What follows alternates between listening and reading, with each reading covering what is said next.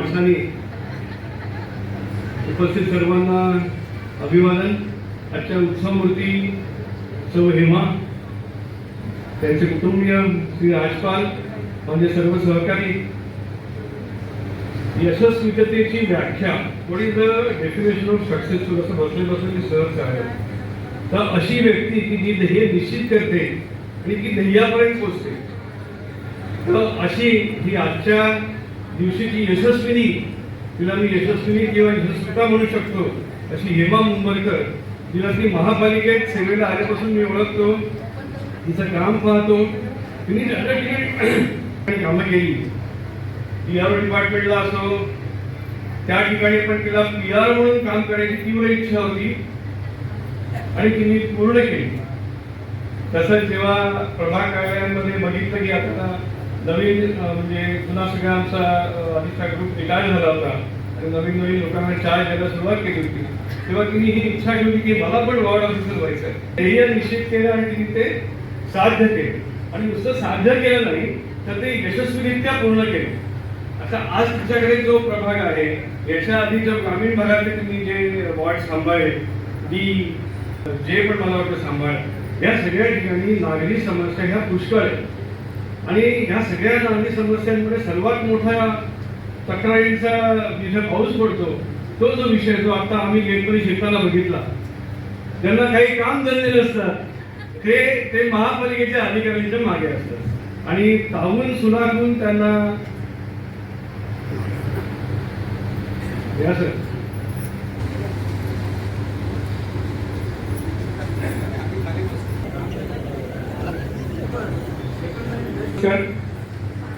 नमस्कार.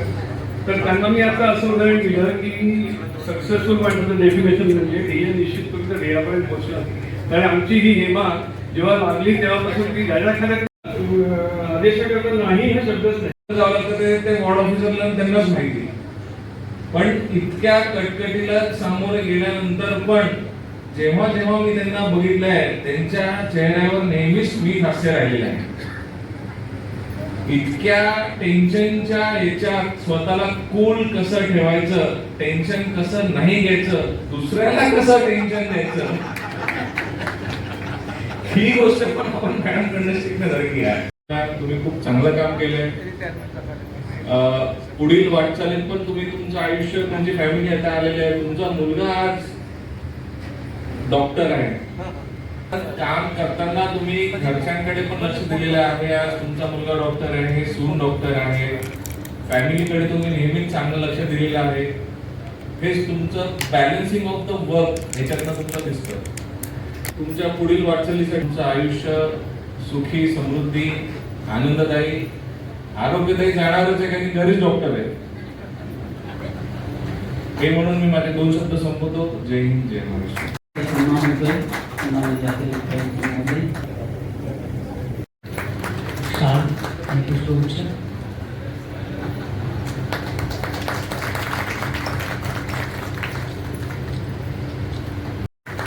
त्यानंतर देखील साथ देऊन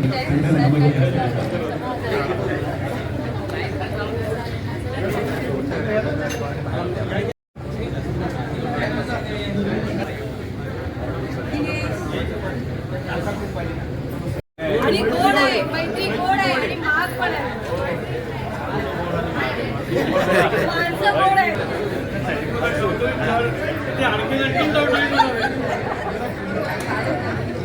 आस्वाद घ्या आणि आपण वेळ काढून आपण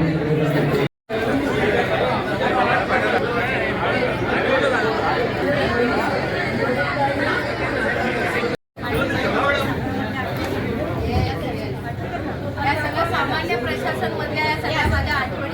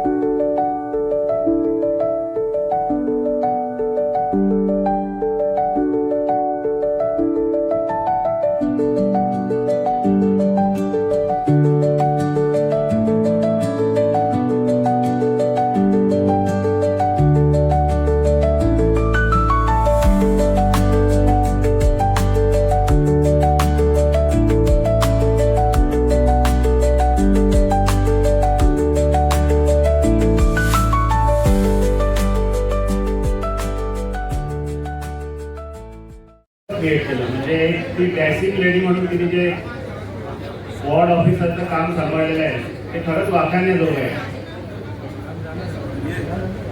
असं बघितलं जातं की कल्याण डोंबिवली महानगरपालिकेमध्ये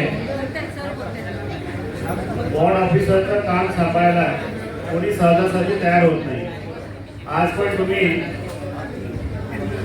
इथे जे उपलब्ध कर्मचारी आहेत अधीक्षक वर्गातले, म्हणजे माणसं जे आहेत त्यांना जरी विचारलं तरी ते नकार देतात. कारण ही जी प्रभाग क्षेत्र अधिकारी सहाय्यक आयुक्त जी पद आहे ही खरंच एक कठीण पद आहे. कारण या ठिकाणी तुम्हाला एक मॅनेजमेंट आहे, एक व्यवस्थापन आहे, एक प्रभाग क्षेत्र तुम्हाला दिलेलं आहे.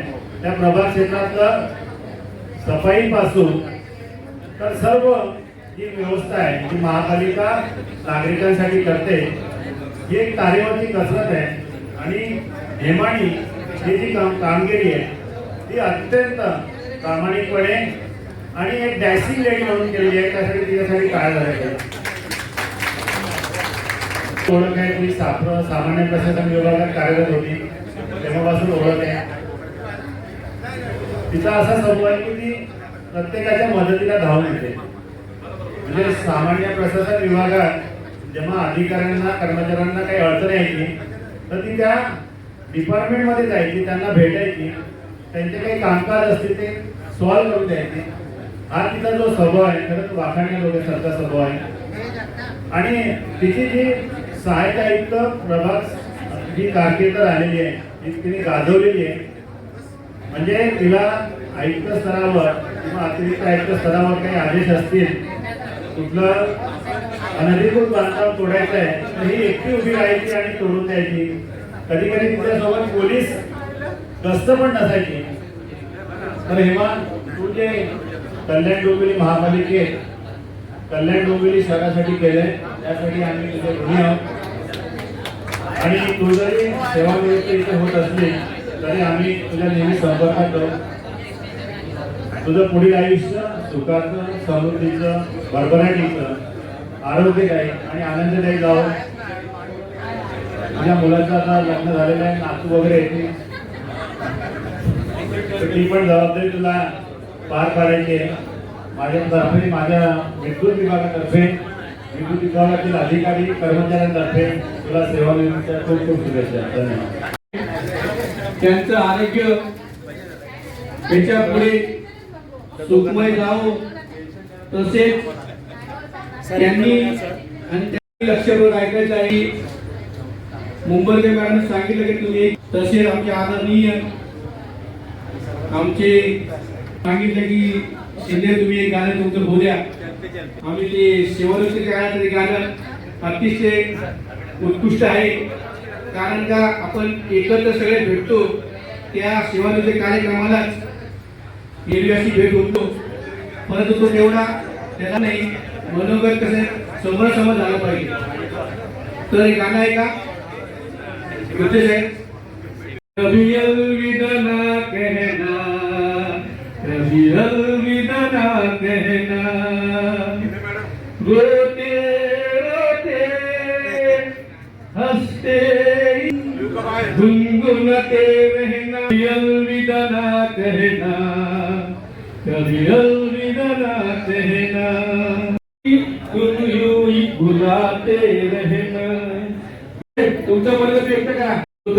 आशीर्वाद जोद्या काय होता त्यांचं म्हणणं व्यक्त आपण ऐकूया. या ठिकाणी जे कर्मचारी आहेत त्यांचं, त्याचप्रमाणे सर्व माझे मित्र अधिकारी वर्ग, सहाय्यक आयुक्त निवृत्त आणि कार्य जे आहेत त्यांच्यासाठी आज जे सरकार मोठी या ठिकाणी आहेत, हेमा मॅडम आणि त्यांचं कुटुंबीय. आज जो प्रसंग आहे हा प्रत्येकाच्या जीवनामध्ये नक्कीच येत असतो. तर आता थोडंसं जरा तो विस्कटला काही वेळेनुसार किंवा काही कार्यक्रम जसा पाहिजे तसं जे आम्हाला या ठिकाणी कार्यक्रम करावायचा होता तो झाला नाही. तरी पण पुष्कळ त्यांच्यावर प्रेम करणारे लोक आले, त्यांनी त्यांचा सत्कार केला आणि एक सर्व आम्ही जे सहाय्यक आयुक्त या ठिकाणी आहोत, जो अनुभव एकमेकाचा आहे तो या ठिकाणी शेअर करण्यात आला आहे. झाशीची राणी दीपकने सांगितलं आहे त्या कशात आहे. आता त्यांना फक्त जे त्यांचे मिस्टर बोलले की त्यांना त्यांचा एकमेकांसाठी आता खेळा द्यायचा आहे. मॅडमसाठी सर्व मी जास्त वेळ घेणार नाही, कारण आम्ही कधीच एकत्र ते काम केलं नाही. फक्त एक आमचं कॉन्टॅक्ट आहे, बोलणं आहे एकमेकांसाठी. आणि प्रत्येक वेळेला ज्या वेळेस आम्ही ह्या सत्काराच्या वेळेसच आम्ही एकत्र येत असतो प्रत्येक वेळेला. तर सर्व 16 वॉर्ड ऑफिसर, सहाय्यक आयुक्त जे आहेत, जे सेवानिवृत्त झाले जे आहेत, असे पकडून एकूण 16 सहाय्यक आयुक्तांची एक महा तयार केलेली आहे. त्याला 16 स्टार्स ऑफ KDMC रिटायरमेंट असं 16 स्टार आहे ते एक आहे. आणि अ टीम मधून आता एक जण ब टीम मध्ये येत आहे. तर सर्व सहाय्यक आयुक्तांतर्फे मी हेमा मॅडम यांना शुभेच्छा देत आहे. त्यांच्या उर्वरित जे काय आता आयुष्य आहे रिटायरमेंट नंतरचं, असं म्हणतात की सेवानिवृत्त झाल्यावर आनंद पण होतो, दुःख एकच गोष्टीचं होतं की ते लोक भेटत नाहीत आणि भेटायला गेले तरी ते जास्त वेळ देऊ शकत नाही. त्यांच्या चुका नाही त्या, परंतु नाही देऊ शकत ते वेळ आपल्यासाठी. तर अशा प्रकारे ते त्यांना खंत नेहमी राहील की मी पूर्ण 12 तास किती वेळ आम्ही महापालिकेच्या कार्यालयात असतो कार्यरत. परंतु जेव्हा सेवानिवृत्त तेव्हा फार कठीण जातं, कधी कधी काही दिवस तर फारच कठीण जातं. मग कधी ऑफिसची आठवण येते, मग आम्ही त्यांच्याकडे जातो. परंतु आता मला असं वाटतं की जे मानसिक टेन्शन आहे पुष्कळ असतं नाही का, सर्व त्या स्टेपमधून बाहेर गेलेले आहेत. प्रत्येकाला मानसिक टेन्शन असतं, ते आता ते मोकळं झालं आहे आणि ते आता त्याच्यापासून एकदम फक्त थोडा त्रास होतो, स्वप्न तेच पडतात, कोणाचा तरी फोन आल्याचा भास होतो. आता सुरुवातीला कधीतरी असे फोन येतील, परंतु सवय होईल त्यांना थोडं. फक्त जे काही आता पुढील आयुष्य आहे त्यांच्या कुटुंबासाठी त्यांनी पुष्कळ वेळ द्यावा, असे देणारच आहे, द्यावा लागेल त्यांना. हे माझे 2 शब्द आहेत. आमच्या सर्व सहाय्यक निवृत्त सहाय्यक आयुक्त आणि कार्यरत जो आमची टीम आहे त्यांच्यातर्फे मी या सर्व शुभेच्छा मॅडम तुम्हाला देत आहे. उत्तम आरोग्य तुम्हाला लाभो या येणाऱ्या दिवसामध्ये. आणि जर कोणाला काही तुमच्या मदतीची आवश्यकता असली, सल्ल्याची आवश्यकता असेल तर नक्कीच तुमचे जे ज्युनियर आहेत, तुमच्या हाताखाली ज्यांनी कामं केली आहेत त्यांना तुम्ही तो सल्ला द्या. आपल्या ज्ञानाचा उपयोग जेवढा करता येईल तेवढा तुम्ही करा. धन्यवाद. अतिशय उत्कृष्ट कामगिरी करतात त्या. सत्कारमूर्ती आणि आपल्या सगळ्यांच्या लाडक्या तरुण तडफदार अतिशय डॅशिंग अशा हेमा मुंबईकर, त्यांचे पती या ठिकाणी आलेले आहेत. त्यांना मोठी साथ आहे आणि त्यामुळे त्या इतकं चांगलं कार्य करू शकतात. जसं आपण म्हणतो की एखाद्या कर्तबगार पुरुषाच्या मागे त्याची अर्धांगिनी असते, तसे अर्धांगिनीच्या मागे सुद्धा तिचा पती असतो. तर निश्चितच आपण जे काम या महानगरपालिकेमध्ये करतो त्याच्यासाठी आपल्या संपूर्ण कुटुंबियांचं योगदान त्याच्या मागे खूप मोठं असतं. घरातले आपलं सगळं उशिरा जाणं येणं सगळं सहन करतात आणि म्हणून आपण ते काम करू शकतो. त्यामुळे घरच्या सगळ्या मंडळींना मनपूर्वक धन्यवाद द्यायला पाहिजे. त्या सगळ्यांचं खूप खूप अभिनंदनही करते या ठिकाणी. हेमा मॅडमने तर गेले 3 वर्ष जे आम्ही व्हॉट्सअप ग्रुपवर बघतो त्यांची कर्तबगारी ती खरंच वाखाणण्याजोगी आहे. मी त्यांना वारंवार त्यासाठी ॲप्रिशिएट पण केलेलं आहे, वेळोवेळी ॲप्रिशिएट केलेलं आहे. प्रत्येक वॉर्डामध्ये जिथे जाईल तिथे वॉर्ड त्यांनी दणाणून सोडलेला होता आणि हेच त्यांचं काम जे आहे, हीच त्यांच्या कामाची ओळख आणि पावती होती. त्यांच्या पुढील भावी आयुष्यासाठी मी त्यांना खूप सुयश चिंतित आहे. त्यांच्या काही मनोकामना असतील, त्यांचं काही प्लॅनिंग असेल, त्यालाही शुभेच्छा देते आणि त्यांच्याकडनं आम्ही पुढचा गायडन्स नक्कीच घेऊ. कारण पुढे आता 4 महिन्यांनी 5 महिन्यांनी माझी पण रिटायरमेंट आहे. आम्ही सगळे आता निवृत्तीच्या मार्गावर आहोत. तर निश्चितपणे आपण जे काही काम केलं त्याचं आपल्याला आत्मिक समाधान जिथे मिळतं तसंच काम आपण करत राहिलं पाहिजे. आणि या ठिकाणी माझे 2 शब्द मला व्यक्त करायला संधी दिली त्याबद्दल आयोजकांचे मी मनपूर्वक धन्यवाद म्हणते आणि हेमाताईंना पुन्हा एकदा मनपूर्वक शुभेच्छा देते. जय हिंद, जय महाराष्ट्र.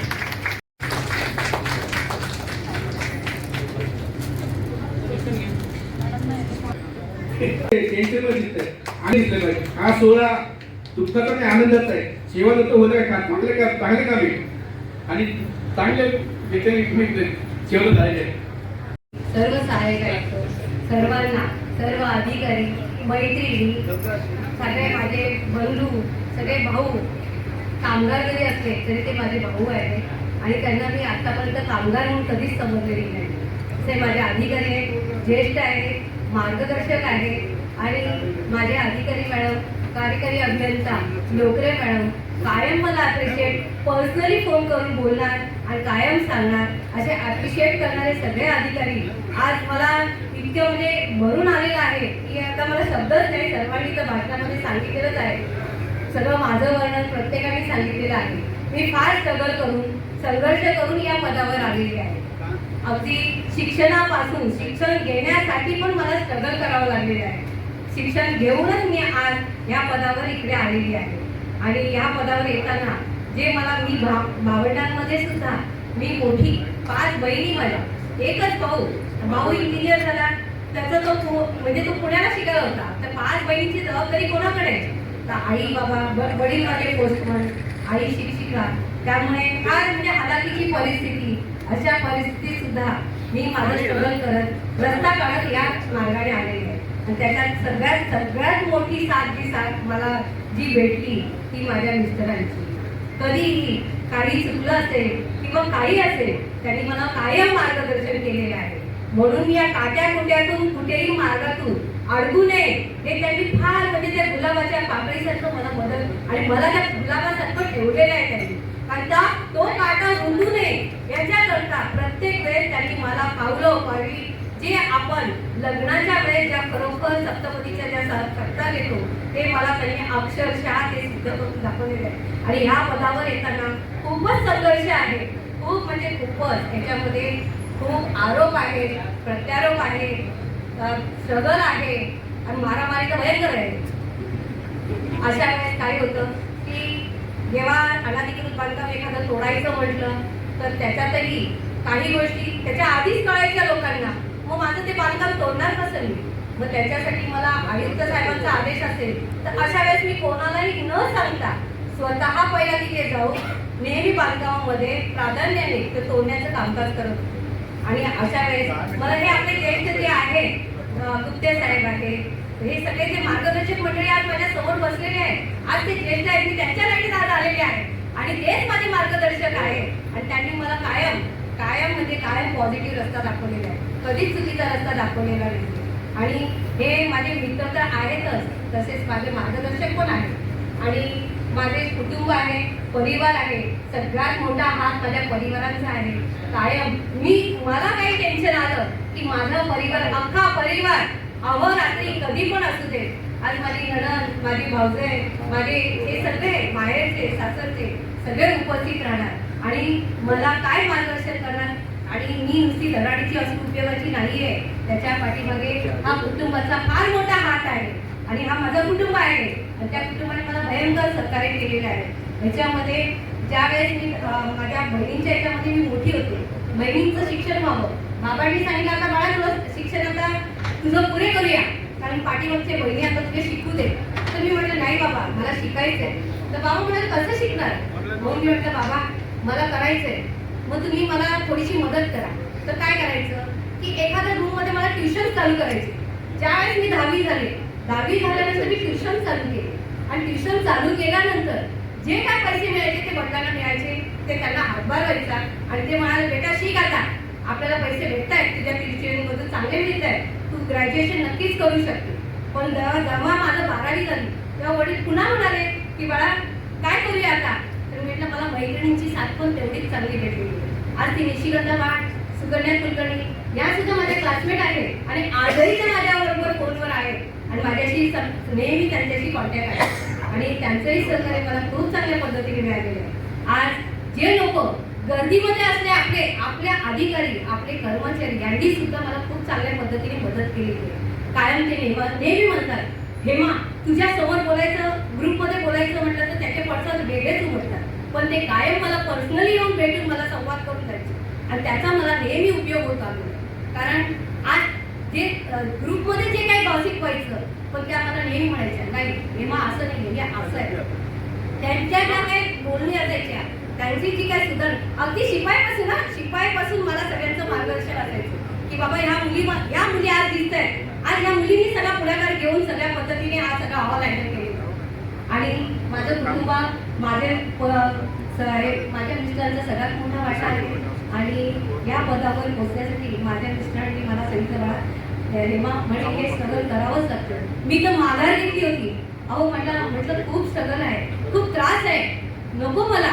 तर ते म्हणाले नाही आता आपण एकदा हातात घेतलेलं आहे ते आपल्याला पूर्ण करायचं. माझ्या मिस्टरांचं एकच वाक्य आहे, आगीत कोळसा जळतो, आगीत काय जळतं ते सांगतो, आगीत कोळसा जळतो आणि आगीत सोनं उतरतं. तर तुला नेमकं काय व्हायचंय, कोळसा व्हायचंय की सोनं व्हायचं? या उदाहरणावर मी सोनं ठरवलं आणि त्याप्रमाणे मी काम करत आले. आणि आज महिला मंडळात सगळे मला बोलतात आज तुझा आदर्श आम्ही घेत आहोत. बरोबर आहे मॅडम? कालच आपल्या सिटी इंजिनियर मॅडमकडे तसंच बोलणं झालेलं आहे आणि मॅडमने पण सांगितलं एक आदर्श आहे हेमा तुझा. आणि मी आज सर्वांच्या पासून आज लांब जाणार आहे पण मी तुम्ही सगळेजण माझ्या संपर्कात राहणार आहे. गुप्ते साहेब आणि वागचौरे साहेब तुम्ही तर मला सुरुवातीपासून अगदी मला ते कार्ड छापण्यापासून मला त्यांनी माहिती दिलेली आहे कशी काय करायला पाहिजे, बॅनर कसा, हे मग काय हे नाही केलं ते नाही केलं हे त्यांचं सतत चालू होतं. आज लगातार त्यांचे 4 ते 5 दिवस चालू होतं. माझा मुलगा माझी सुनबाई यांनी सुद्धा मला खूप चांगल्या प्रकारे खूप धावपळ करून माझ्या कुटुंबाचं त्याच्यात फार मोठा सिंहाचा वाटा आहे. तेव्हाच मी हे कर्तव्य पार करू शकले. तेव्हाच मी आज सहाय्यक आयुक्त म्हणून शब्द निघाला आणि सहाय्यक आयुक्त म्हणून या पदावर मी गाजवू शकले. आणि माझं कुटुंब आणि म्हणजे माझा सगळ्यात मोठा माज आहे असं म्हटलं तरी हा सगळ्यात माज घेऊन मी मिळवत होते आणि गाजवत होते. कारण बऱ्याच लोकांना प्रश्न पडायचा अरे हिला एवढा त्रास होतो तरी ही दुःखी का नाहीये, कारण त्याच्या मागचं हे कोण होतं, हे कुटुंब. म्हणून मी हे सगळं शेअर करते. धन्यवाद.